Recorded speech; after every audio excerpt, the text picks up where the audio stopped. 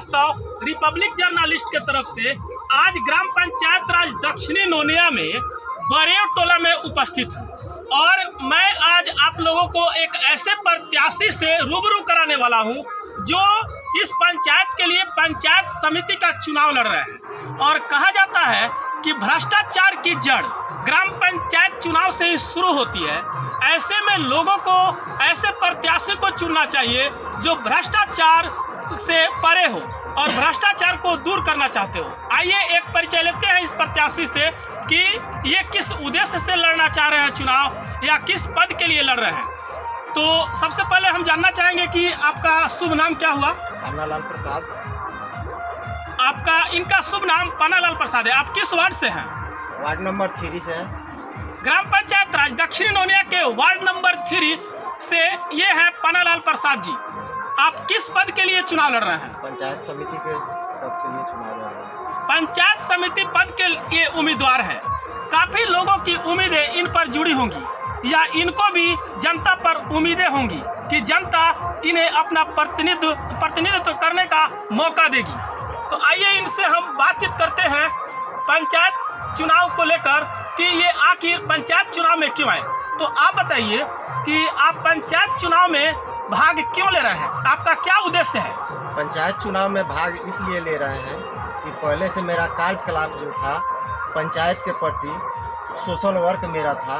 इसमें आने का उद्देश्य मुख्य ये है कि थोड़ा बहुत जो कमी है इसमें भाग लेंगे। अगर जनता हमको चुनेगी तो इसमें और पूर्ण रूप से अपना समय व्यतीत करके और लोगों के साथ हम अच्छा से काम। आपने बताया कि इससे पहले भी हम अपने ग्राम के लिए सोशल वर्क किए हैं। आपने सोशल वर्क कौन सा किया है? गांव के पर पंचायती से लेकर के खेल कूद होता है, उसमें पूजा वगैरह होता है, उसमें सड़क की कुछ टूटी फूटी मरम्मती है, उसमें इस तरह के बहुत सारे काम है जिसमें हमने भाग लिए हैं। इससे पहले आप किसी पद पर थे या ऐसे ही निस्वार्थ भाव से लोगों की सेवा करते रहे? किसी पद प्रतिष्ठा पर हम नहीं थे, निस्वार्थ भावना से ही काम करते रहे। चलिए, बहुत अच्छी खबर कि बिना किसी पद धारण किए हुए इन्होंने गांव की जनता की सेवा की है, सड़क तक की मरम्मत कराई है।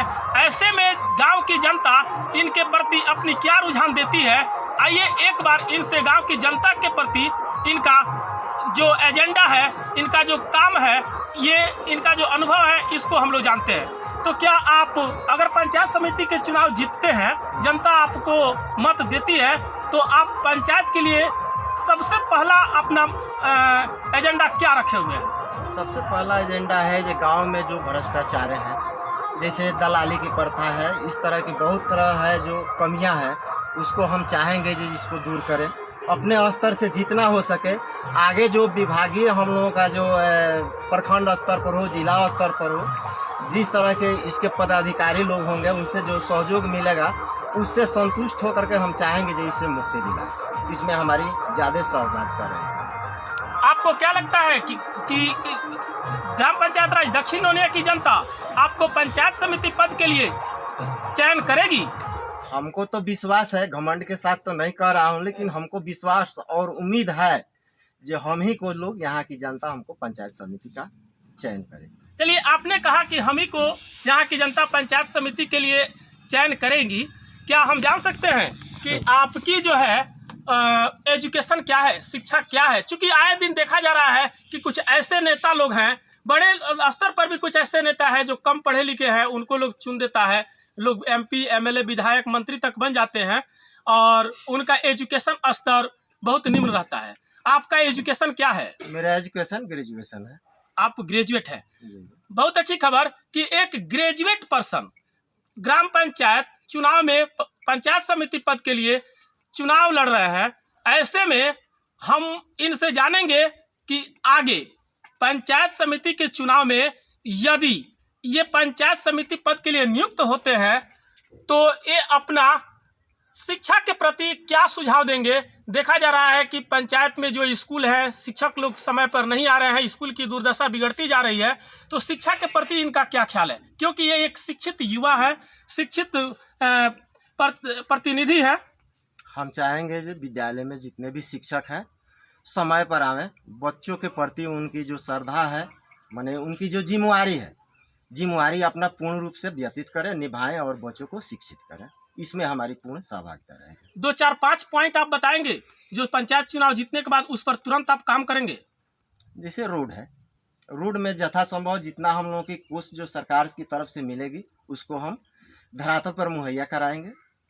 उसके बाद से हम जैसे सड़क के किनारे वृक्षारोपण है उस पर भी हम लोग पहल करेंगे, उसको भी हम करेंगे। और जैसे भी सामाजिक, जैसे हमारे गांव का भी जो भी काम विकास के तहत होगा उस पर हम पहल करने का प्रयास करेंगे। और विशेष करके जो माने शिक्षा और हो, कमज़ोर वर्ग के लोग हों, उन पर हम माने प्रयास करेंगे कि ज़्यादा से ज़्यादा उन लोगों का विकास करें और लाभ दिलवाएं। सरकार से हम जरूर करेंगे, अपने विभाग से।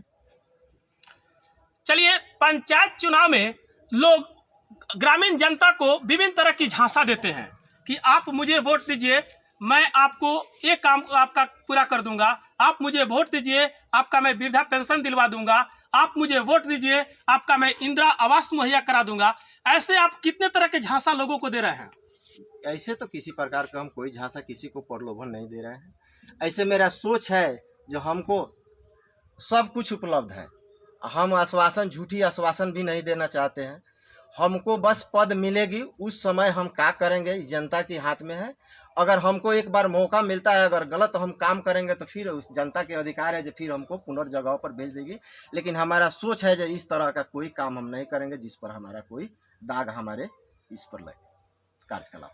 ग्राम पंचायत चुनाव के बाद अक्सर जो प्रतिनिधि चुनाव जीत जाते हैं, जीत जाने के बाद ग्राम की विकास छोड़कर वो अपनी विकास के बारे में सोचने लगते हैं। इस पर आप क्या कहेंगे? अपनी विकास की तरफ हम तो नहीं सोच पा रहे हैं।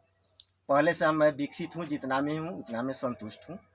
बस मन में लालसा है जो लोगों की सेवा करूँ और समाज में हमारी और मान सम्मान और प्रतिष्ठा और बढ़े, इसी उम्मीद से मैं चुनाव लड़ रहा हूँ। चलिए, बहुत बहुत धन्यवाद।